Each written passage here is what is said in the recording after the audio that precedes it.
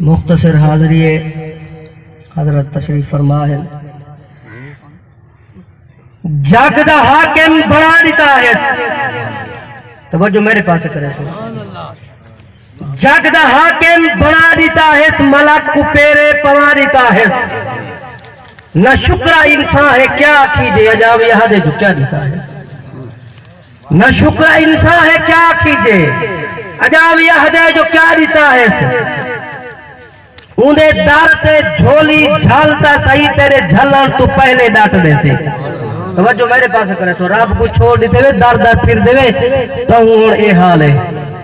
اندھے دار تے جھولی جھالتا صحیح وہ تیرے جھلن تو پہلے ڈاٹ دے سی او مالک کون فایا کون دہے دے سی جتنا پٹو پاٹ دے سی او مالک کون فایا کون دہے دے سی جتنا فٹو فٹ دے سی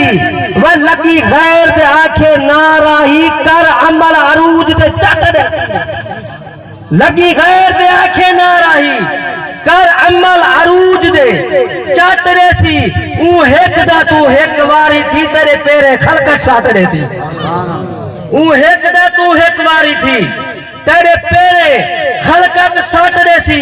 اور تبلیغ آخر کرنی ہے انہی شان دے قابل کے تھا پائے فتوے لامان اللہ جو نبی کو آپ ہی سمجھتے ہیں ایسا توجہ کر کے سن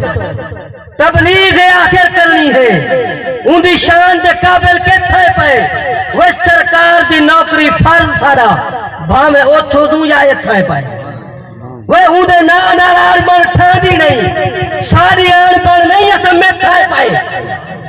اندھے نانار آربان ٹھا دی نہیں وہ ساری آربان نہیں ایسا میں تھا پائے وہ سرکار دے خادم ہائے رہی ہر حال جو کوشاں جے تھا پائے